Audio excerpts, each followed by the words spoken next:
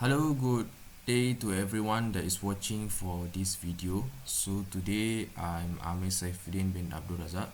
I'm one of the student for the Bachelor of Science in Project and Facility Management with Honours in OUM.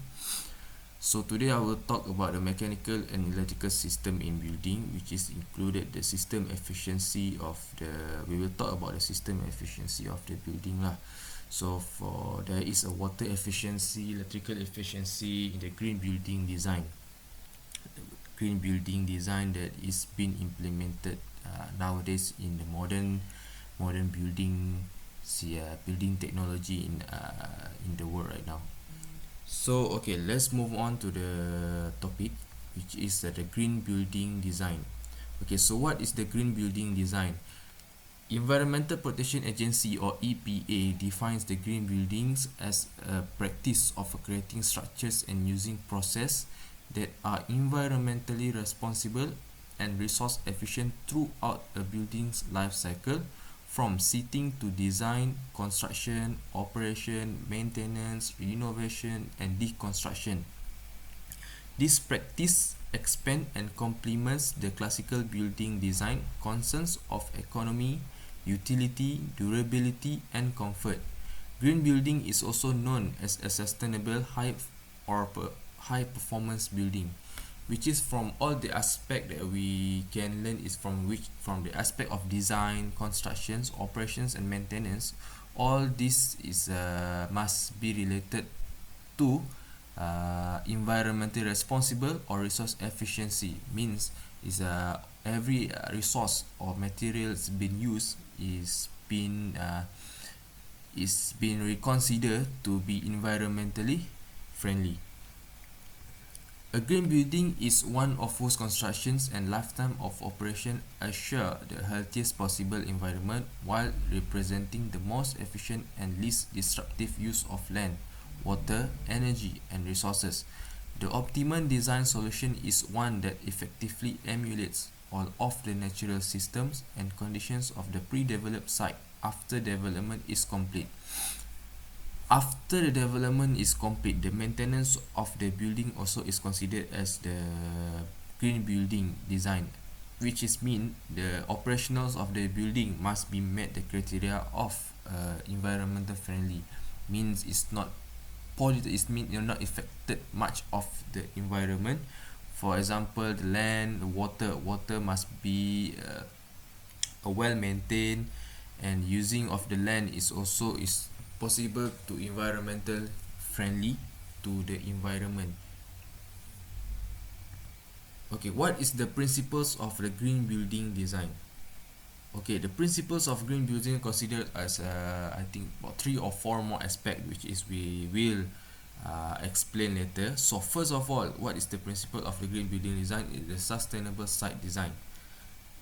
Means that the minimize urban sprawl and needless of a destructions of valuable land, habitat, and a green space, which result from inefficient low density development. Encourage higher density urban development, urban redevelopment, and urban renewal and brownfield development as a means to preserve valuable green space. Preserve key environmental asset through careful examinations of each site. Engage in a design and construction process that minimize site disturbance and which values, preserve, and actually restores or regenerate valuable habitat, green space, and associate ecosystem that are vital to sustaining life. This means that in the sustainable site design, the site design should be environmental friendly, or what we can say is to minimize the design or constructions process that is minimize the disturbance or polluted or pollutions to the land or to the habitat of the area. If for example we are building a new building in a last time is a what you call it land or the new habitat that is been changed to the new site of a constructions or new site of building, so it is recommended to minimize the disturbance of the habitat itself. Mean is environmental suitable lah, is a able to minimize the pollutions to the environment. Recognize that allowing higher density development in urban areas helps to preserve green space and reduce urban sprawl. Invest time and energy in seeking variances and regulatory reform where needed. So this is one of the step that can be do to for the principles of the site design, sustainable site design. I mean, we can recognize that allowing high density development, and also to invest the time energy in seeking variance and regulatory reform where needed. So the second thing is have evaluate each site in terms of the locations and orientations of buildings and improvements in order to optimize the use of passive solar energy, natural day lighting, and natural breeze and ventilation. So in order, one of the design is what we can consider for the designer is to use more of the natural day lighting rather than use the fluorescent light that is much more polluted, which is much more not environmental to the world right now. So it's better to use the natural day lighting. The natural day lighting means a sunlight lah. So the design can be used like maybe prefer a solar energy that is much more reusable energy. So use landscape design to preserve and restore the region's natural habitat and heritage while emphasizing the use of indigenous, hardy, drought-resistant trees, shrubs, plant and turf. Planting a tree also or landscape natural habitat also can be help or can increase the environmental, and also for example the animals or butterfly, bars and all that. It can create environmentally design and also restore the natural habitat, which is the new construction that it been made. Help reduce nighttime light pollution by avoiding over illuminations of the site and use a low cut of exterior lighting fixture which direct light downward, upward and upward. So for example, the purpose of the light, we when we think about going back to the purpose of the light itself is to give give away or provide us clear visions to the area. And of course when we designing or when we selecting a proper or suitable light, it must be the one that is which is the one that is light downward, mean it's not upward and upward, which is not so maximum use of the light. When we are using the light, we have to light downward, which is more efficient to see, to give us the clear vision. So make more efficient use of space in existing occupied buildings, renovate and reuse existing vacant buildings, site and associate infrastructure, and consider redevelopments of brownfield site.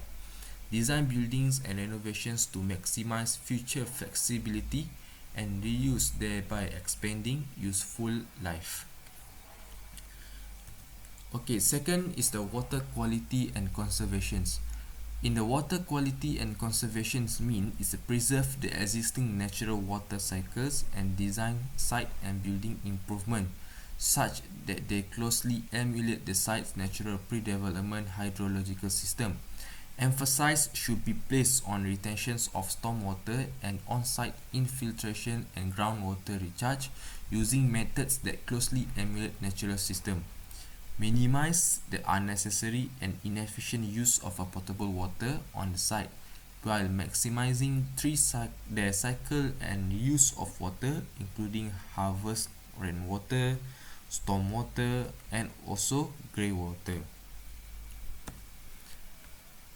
Some of the steps that can be used to maintain the water efficiency or water sustainability is by recognize that the least costly, least time consuming and most environmentally preferable design, foresight and stormwater management is often the one in which design of building and site improvement respect the existing natural flows and features of the land. Instead, of redesigning and the building and site improvement with total disregard for the site, which results in needless, extensive, destructive, costly and time-consuming excavation and earth moving.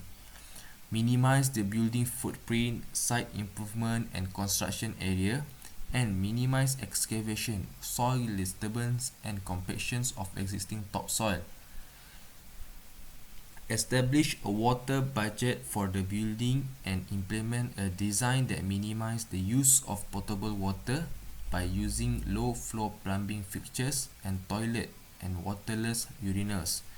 Harvest, process and recycle rainwater, site stormwater and building greywater and identify appropriate use within the building and site. It means that in the building itself we have several types of water, recycle water from the rain harvesting water, from the rainwater. We make use of this water to for another purpose, which is we can identify for using of this water for a standard purpose, for example for the landscape, for the toilet, or for the water tap, or for the sink tap, and all that. We can identify all this and the water for, to make use of a several or another aspect. This one also is called as the green building, which is using a recycled water to use another purpose, so it can save water.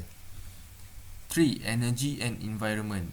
Energy and environment means that minimize adverse impacts on the environment, which air, water, land, and also natural resources through optimized building seating, optimized building design, material selections, and aggressive use of energy conservation measure. Resulting building performance should exceed minimum international energy code or IEC compliance level by 30 to 40% or more. Maximize the use of renewable energy and other low impact energy sources. Means for this type of energy and environment, we have to reconsider for the material selections and also the optimized building design that is able to save the energy and also is not affected the environment much. In the energy code, like that it's been said, the energy code is 30 or 40% or more. So what we can use is to maximize the use of renewable energy and other low impact energy sources. Means we can consider to the renewable energy, for example the solar energy or wind turbine that is can be used for the generating or provide a source of energy to the building itself. So what are the steps that we can use to maximize the energy, to maximize the energy and environment? First, we have to optimize building orientations, massing, shape, design, and interior colors and finishes in order to maximize the use of controlled natural daylighting, which significantly reduce artificial lighting energy use, thereby reducing the building's internal cooling load and energy use. Consider the use of light shaft technology. The light itself, for example, there is lightings that more lighting is provided more energy. So what we can do is we apply a coating, a paint that is suitable for the to the room situations, where we apply a bright color and also reduce the internal cooling and also make the room much more cool in order to lesser the artificial light use.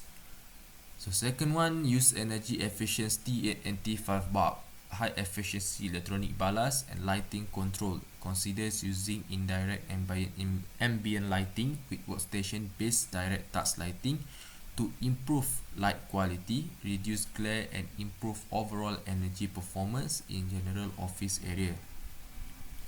Incorporate sensors and controls and design circuits so that lighting along perimeter zones and office can be switched off independently from other interior lights when their lighting is sufficient in perimeter areas.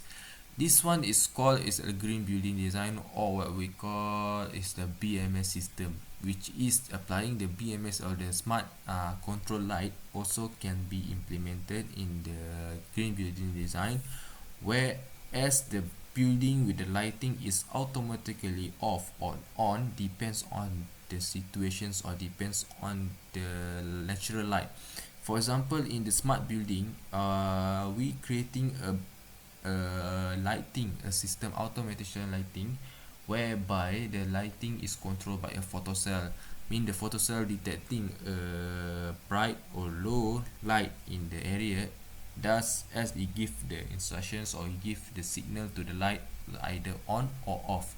So this one can be so reducing the unnecessary energy and also improve the green building in the uh, building itself. So third one, use Energy Star certified energy efficient appliance, office equipment, lighting and HVAC system. So most of the equipments nowadays have indications to show the energy efficiency of the equipment. So we better to invest more to the much more higher Energy Star efficient appliance for a better outcome. So consider on-site small-scale wind, solar, and oil-fuel-based energy generation and cogeneration. Purchase environmentally preferable green power from certified renewable and sustainable source. So, like I said before, we must focus more on the renewable energy. For example, solar, wind turbine, or fuel cell-based energy generations. That is much more suitable or much more better than the normal power source. The fourth one is the indoor environmental quality. Indoor environmental quality means that provide a healthy, comfortable and productive indoor environment for building occupants and visitors. Provide a building design which affords the best possible conditions in terms of indoor air quality, ventilation, thermal comfort, access to natural ventilations and daylighting, and effective control of the acoustical environment. In the indoor environmental quality, we can provide a building design which afford the best possible conditions. Means the building design must be possible, must be suitable for the possible conditions in terms of air quality. In the building itself, the air quality, the HVAC is also much be better. The ventilations and the daylight use must be properly planned in order to make a green building design. So what we can do in the environment to maintain the indoor environmental quality is use building materials, adhesive, sealant, finishes and finishing which do not contain, harbor, generate and release any particulate or gases contaminants including volatile organic compounds. Some of the during the construction time, some of the materials or adhesive is being used creating unnecessary gases or create unnecessary smell or release unnecessary things that is will affect the user itself or will affect the environment. So we are better to invest or focus or prefer to the much more organic compounds. Provide a smoke-free building. When smoking must be accommodated, provide completely dedicated smoking areas where physically isolated. Have dedicated HVAC system and remain under negative pressure with respect to all adjoining spaces. Ensure that air from smoking areas does not get distributed to other areas of the building. Locate outdoor smoking areas so that non-smokers do not have to pass through this area when using primary building or entrance or exits. As you all know, in the world nowadays, not all people are smoke and not all people are get used to the smoke. So smoke of the cigarette. So it's better for us, for a designer, to provide a special kind of smoking design or smoking area especially for the smokers. Because why? We don't want that the smoke is being distributed to the other parts of the building, and also will be dangerous to the users and also others equipment also. Okay, third one, to maximize occupant health, comfort, and performance by providing occupants with individual space, zone control of heat, ventilation, cooling, daylighting, and artificial lighting whenever possible. Design building envelope and environmental system that not only treat air temperature and provide adequate ventilation, but which respect all of the environmental conditions which affect human thermal comfort and health, including the mean radiant temperature of interior surfaces, indoor air humidity, indoor air velocity, and indoor air temperature. Fifth is the materials and resources. Minimize the use of a non-renewable construction materials and other resources such as energy and water through efficient engineering, design, planning, and construction, and effective recycling of construction debris. Maximize the use of recycled content materials, modern resource efficient engineered materials, and resource efficient composite type structure system wherever possible. Maximize the use of reusable, renewable, sustainability managed bio-based materials. Remember that human creativity and our abundant labor force is perhaps our most valuable renewable resource. The best solution is not necessarily the one that requires the least amounts of physical works. In the type of the materials or resources used for the building construction, is possible to use the much more the reusable or renewable bio-based materials that is be able for more efficient and much more green to the environment. So what of the step that we can use is that to identify way to reduce the amounts of material used and reduce the amounts of waste generated through the implementations of a construction waste reduction plan. Adopt a policy of waste equals food, whereby 75% or more of all construction waste is separated for recycling and used as a feedstock for some future product, rather than being landfill. So what we can use, we use the 75%, or we adopt a waste, we implement a waste that we divide some of the waste is used to restock of the waste when we creating a recycling use for the feedstock, rather than we let it be to the landfill. So implement an aggressive construction waste recycling program and provide separate clearly labeled dumpsters for each recycled material.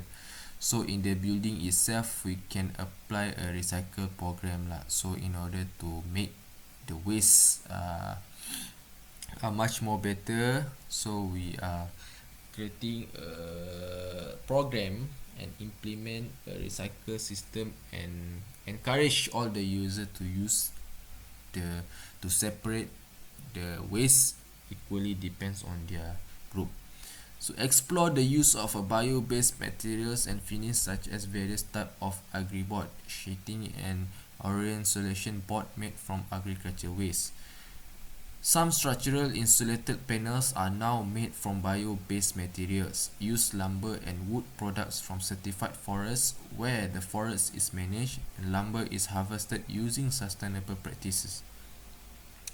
Optimize the use of engineered materials which make use of proven engineering principles such as engineered trusses, composite materials, and structural system. Structural insulated panels, insulated concrete forms, and frost-protected shallow foundations which have been proven to provide height strength and durability with the least amounts of material. Okay, so let's continue to the second topic, which is strategies used in a green building design. So strategies used in green building design, there is a strategies, some of the strategies that being used depends on which category or criteria that we have want to meet. For example, there is a several aspect: solar efficiency, the power efficiency, energy efficiency, the water efficiency, occupational productivity and health, and some of the area lah. So now we will move on to the one each of the aspect, and we will talk about the strategies that we use in the several groups. So in the first one, the energy efficiency. So in energy efficiency, what researchers use is using the LED light bulb. Okay, the company use LED light bulb in the lighting system, which can save energy and less energy consumptions. They can achieve energy efficiency effectively in all their development projects. LED light bulb is a lighting system that most energy efficient and grows rapidly nowadays. It can advance energy performance. Furthermore, is a convert conventional incandescent bulb to LED light bulb is a good practice of energy saving and efficiency in the company. LED light bulb use less energy to produce light. Is durable, is longer than conventional incandescent bulb, whereas a conventional incandescent bulb use a number of energy to produce light, and the durable is shorter than LED light bulb. When the LED light bulb prevent heat production, the company no need to use external energy light. The use of a conditioner to reduce the internal temperature, it will save energy to comply energy efficiency. So as you can understand from this, is LED is much more better than a normal or fluorescent light. LED provide a much more longer life and also much more durable than the normal light. Also, it's prevent the heat production. Mean when you normal light creating a heat that or will make the area or will make the room is quite warm. It's make the room warmer. So when you have the much more warmer by the light, so you need a much more air conditioner to make it cold. So it basically will make air conditioner working more, that is provide unnecessary things. So when you reducing the light itself to a better light, which is LED, so at the same time you can reduce the air conditioner load, which is much more system efficiency and also environmental friendly. So second one, the sensor system in the lighting system. In the property development company, they are also using a sensor system to trigger the operation, because of not every location have to operate 24 hours, such as the lighting of the bulb. Lighting takes around 1 per 3 of electricity used in buildings, and it is a biggest area that can be present to enhance energy efficiency and decrease energy use. So as you can see, the sensor system in the automated light, normally in the building management system used is automated light, means controlled by the timer or sensor itself. For example, during in the smart building system, in the building new modern technology building system, they're using a sensor of, we call it a photocell, like I explained before. Photocell is being used to identify the capacity of the lighting, means the lighting, for example the light, the photocell is properly is placed outside for whenever in case it's daytime or it's dark or a quiet light, so you will send the signal to the light to on, and when is the natural light is enough, or when there is no rain, is the normal days, then it will send the signal for the light to be off. So this is what we call a smart building or the sensor system in the lighting system. So some of the light also using the timer, which is the time that whenever reach a specific timing, for example the night time or the daytime, for example 7 to 7, the normal working hours for the light. For example, during the 7 p.m. the light will sensors to be on, and when the 7 a.m. the light will be timed to off by itself. So this is one of the things that can reduce the energy efficiency in the building itself. Solar energy. Solar energy is also a convert energy from the sun, which is sunlight, into usable electricity by solar panel. Solar energy is the largely capable backup energy, as it has many benefits over than other non-renewable energy resources. The most familiar source in the solar energy is utilizations of a solar photovoltaic PV panels. Solar PV panel use a PV cell, which consists of a semiconductor material to absorb sunlight and convert it into usable electricity. In general, installations of a solar PV panel is placed at rooftop of a building to harness energy like sunlight from solar radiation during daytime or the year in Malaysia. The company does not install the solar PV panel due to the high cost installations of its device manufacturer. Cost is expensive. Solar energy is priceless even though there is have a cost to install the panels. Solar energy still have a number of advantages such as it can reduce the bill of electricity, does not cause a pollution and does not give a negative impact to environment and is infinite. So even though it's require a high cost, but the solar energy is much more good investment for the future, as it reduce the bill of electricity, and also is environmental friendly, will not create any pollution to the environment. So it is recommended for the designer or the developer to use the solar energy, to invest in the solar energy for the future use or for the future advantage or future benefit.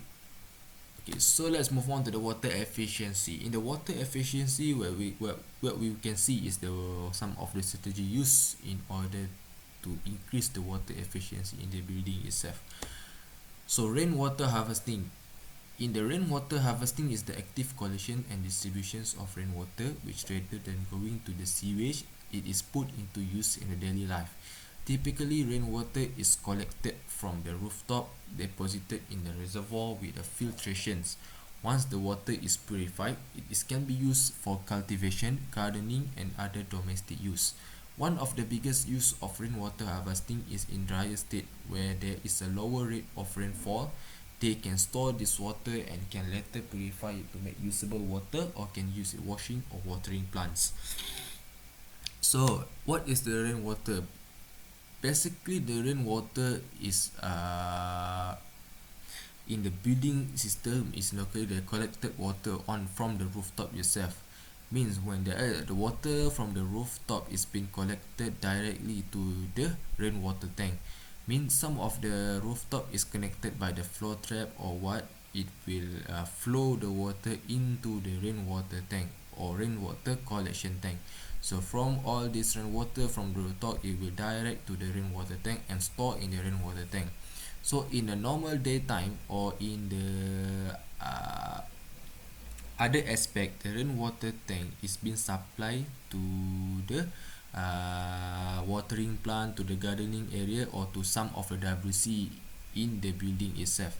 So what we can use is we use a natural lighting, natural water in the building itself to use for another aspect, for example the gardening, to the watering plant of the landscape or what, and also to use for the WC, means the toilet flushing one.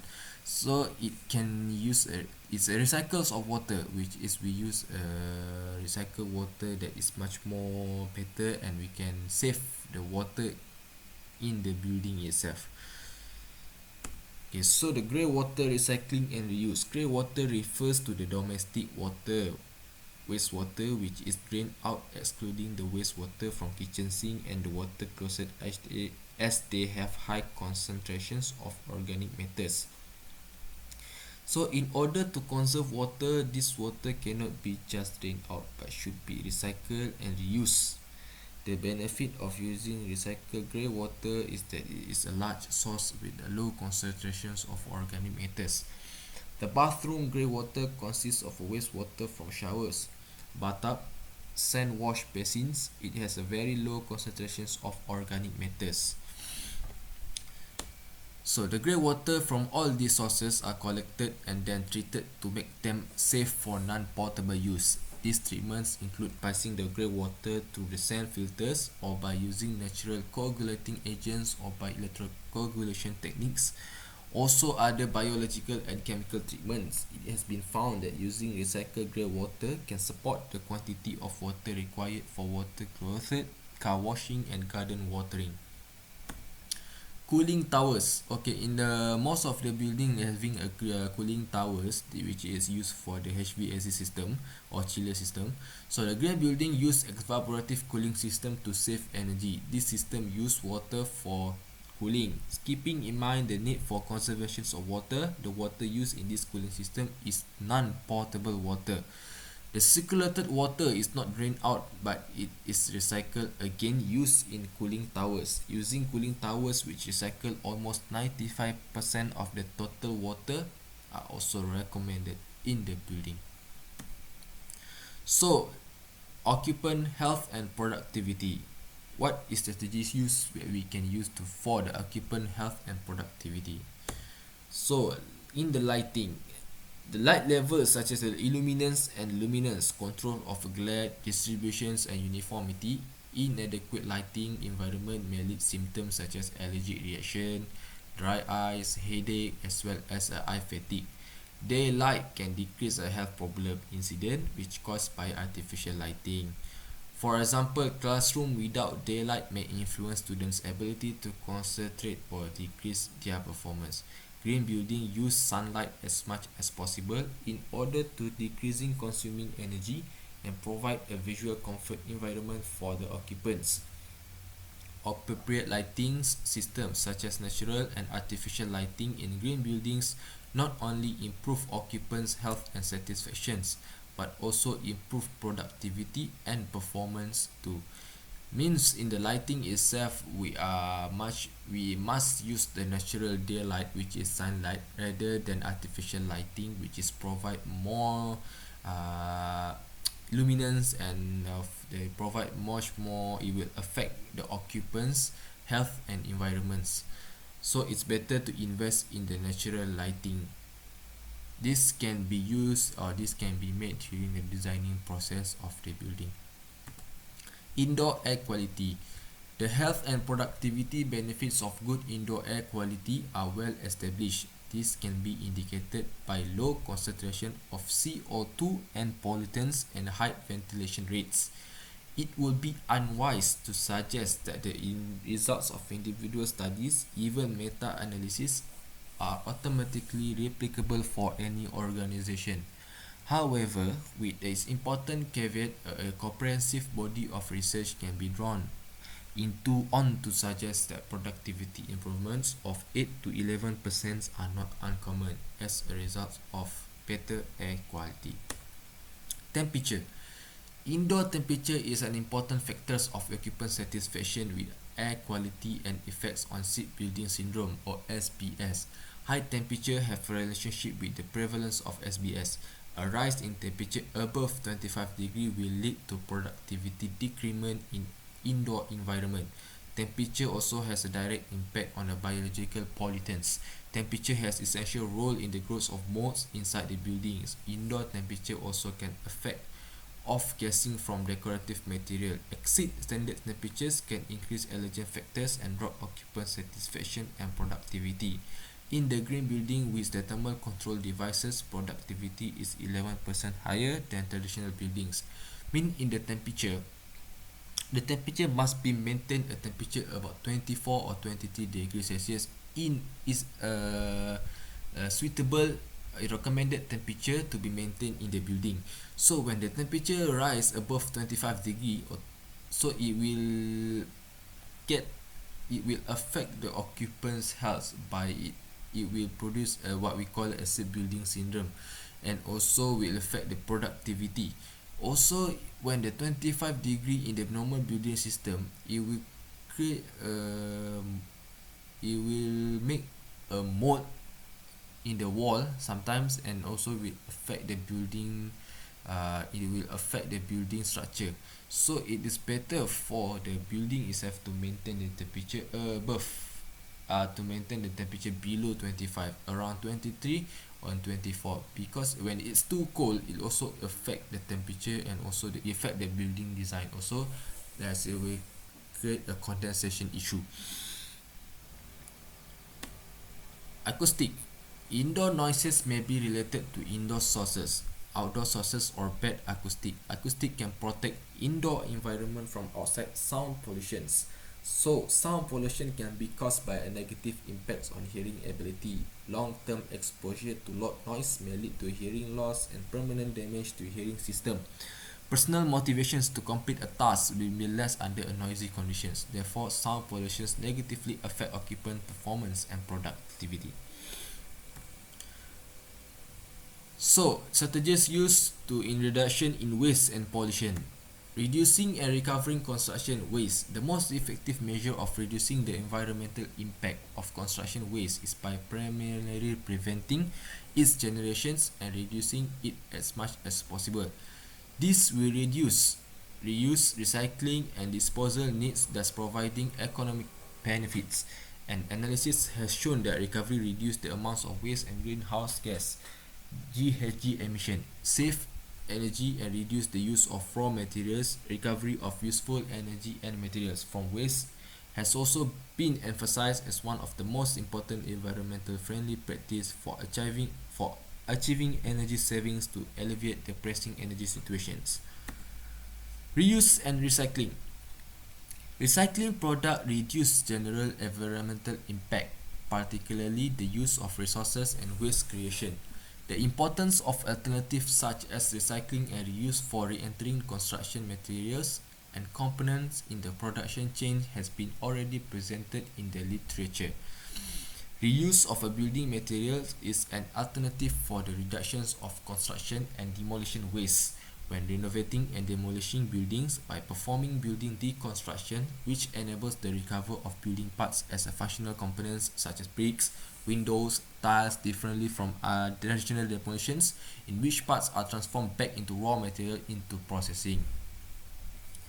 Designers should assess whether any existing building on site could be partly or completely refurbished to meet the project's need, carrying out a pre-demolition audit of the building and they are being demolished to discover whether any materials or component can be reused. Designers should also assess whether deconstruction and flexibility can be considered or is a priority. So in the demolishing process, it's better for to make a plan or what we call a pre-demolition audit.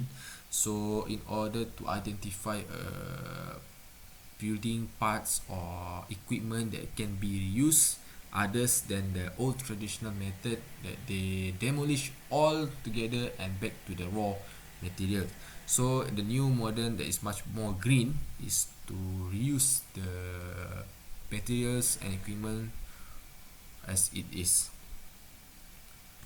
So the storage and disposal of a construction waste. In situations where construction waste could not be prevented and recovered, they need to be stored in an appropriate manner and keep under control.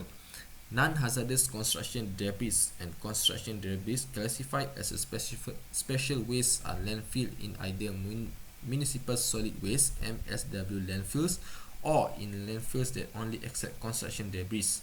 So, around the world, decisions on the type of waste acceptable at landfills were entirely based on site-specific risk assessment. License control the quantities and types of waste to be accepted and often, in the case of hazardous waste, specific maximum loading rates for particular waste or component substances. Designers need to be aware and take into consideration policies and guidelines for material storage and disposal at the design stage of a construction project. Okay, so what is the conclusions that we can learn from this topic? It's the green building design and the strategy, the principles of the green building design, also the strategy used in the green building design to optimize of the several aspect.